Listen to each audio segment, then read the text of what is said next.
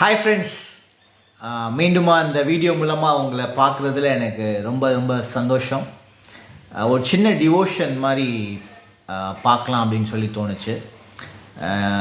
சில வாரங்களாக the book of ரோமர் புத்தகம் படிச்சிட்ருக்கேன். அதில் 4ஆம் அதிகாரம் படிக்கும்போது எனக்கு ரொம்ப ரொம்ப பிடிச்ச ஒரு பகுதி, ஆபிரகாம் தேவனை விசுவாசித்தான், கர்த்தர் அவனை அந்த விசுவாசத்தை பார்த்து அதை நீதி என்று எண்ணுகிறார். ஆபிரகாம் நீதிமானாக்கப்படுகிறார். ஆபிரகாம் தேவனை விசுவாசித்தான், அது அவனுக்கு நீதியாக எண்ணப்பட்டது. அப்போ ஒரு மனுஷன் நீதிமான் ஆகிறான் அப்படின்னா அவனுக்கு விசுவாசம் ரொம்ப முக்கியம். விசுவாசிக்கணும். இது எப்போ அப்படின்னு நீங்கள் நல்லா பார்த்தீங்கன்னா, பிஃபோர் ஈசாக்கு பிறப்பதற்கு முன்பாக 100 வயசில் தான் ஈசாக்கு பிறக்கிறான்.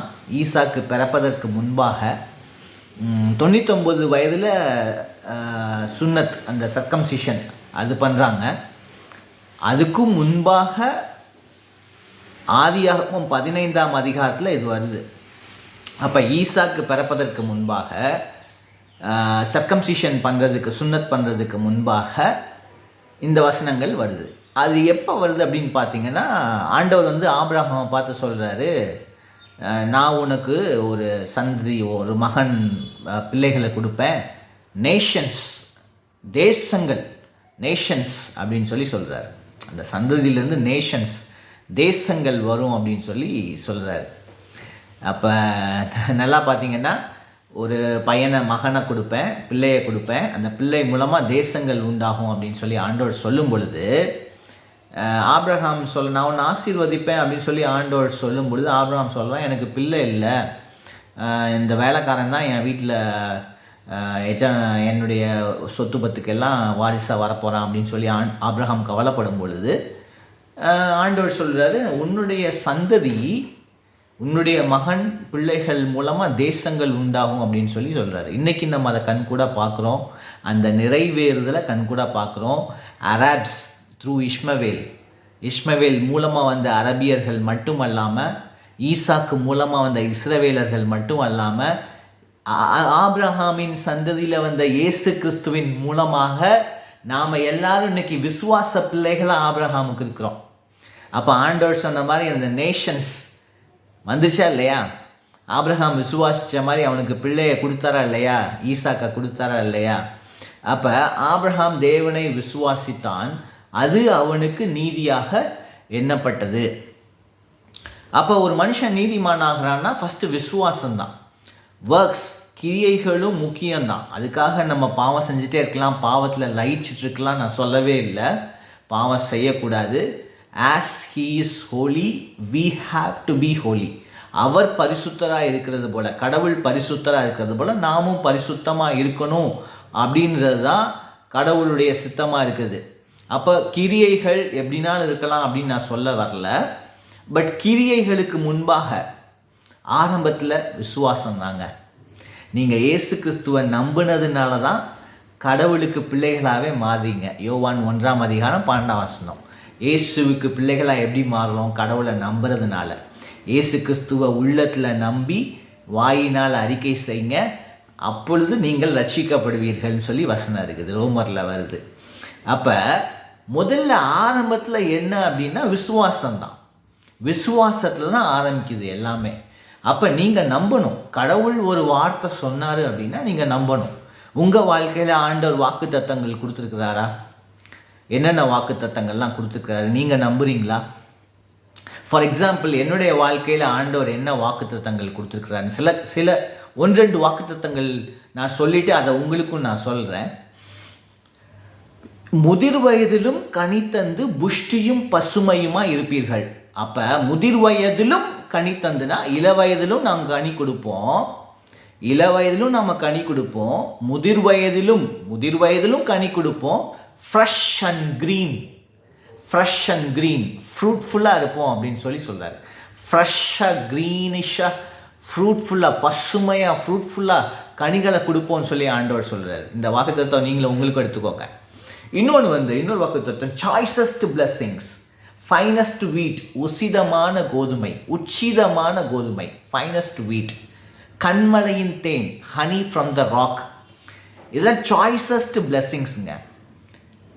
சாய்ஸஸ்ட் பிளெஸ்ஸிங்ஸ், நேர்த்தியாக தேர்ந்தெடுத்த ஆசீர்வாதங்களை ஆண்டவர் நமக்கு கொடுக்குறாரு, உங்களுக்கு கொடுக்குறாரு. நீங்கள் விசுவாசிக்கிறதுக்கு ரெடியாக?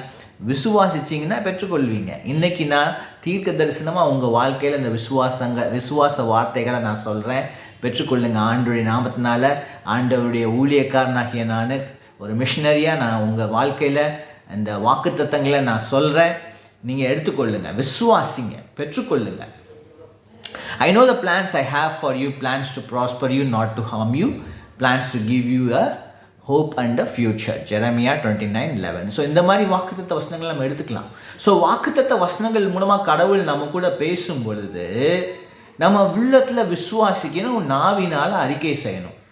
உள்ளத்தில் விசுவாசிக்கணும், நாவினால் அறிக்கை செய்யும் பொழுது அது நம்ம வாழ்க்கையில் அப்படியே நடக்குங்க, அப்படியே நடக்கும். உள்ளத்தில் நம்புங்க. எதிர்மறையாக பிசாசு தேவையில்லாத எண்ணங்களை போடுவான். பட் அந்த எண்ணங்கள்லாம் தூக்கி எறிஞ்சிட்டு ஆண்டவரை நம்புங்க. அவர் நம்பிக்கைக்கு பாத்திரமானவர். ஆபிரகாமுக்கு செஞ்ச தேவன் உங்களுக்கு செய்ய மாட்டாரா? வாக்குத்தத்தத்தை பார்க்கறத விட வாக்குத்தத்தம் பண்ணினவர் எப்படிப்பட்டவர்னு பாருங்கள். அவர் உண்மையுள்ளவரா இல்லையா? உங்களுக்கு ஆபிரகாமுக்கு செஞ்ச ஆண்டவர் உங்களுக்கு செய்வாரா மாட்டாரா? செய்வார். வாக்குத்தத்தம் பண்ணினவர் நல்லவர், உண்மையுள்ளவர். அவர் சொன்னால் அப்படியே செய்வார். அப்போ நம்புங்க. ஆண்டவருடைய வார்த்தை உங்களுக்கு வரும் பொழுது, வாக்குத்தத்தங்கள் உங்களுக்கு வரும் பொழுது நீங்கள் அவைகளை நம்புங்க, அவைகளை வாயினால் அறிக்கை செய்யுங்க. சில டைம் நமக்கு நம்பிக்கை இருக்காது, அவிஸ்வாசம் இருக்கும். ஒரு பிள்ளையின் தகப்பன், அந்த பிள்ளைக்கு டீமன் பொசஷன், பிசாசினால் அலைக்கழிக்கப்படுகிறது. அப்போ இயேசுக்கிட்ட கொண்டு வரும் பொழுது, நீ விசுவாசிக்கிறாய், எல்லார்கிட்டையும் கேட்குற மாதிரி, எல்லாரையும் சுகப்படுத்துகிற மாதிரி, எல்லாரையும் குணப்படுத்துகிற மாதிரி அவர் என்ன கேட்பார்னா, நீ விசுவாசிக்கிறாயா அப்படின்னு சொல்லி கேட்பார்.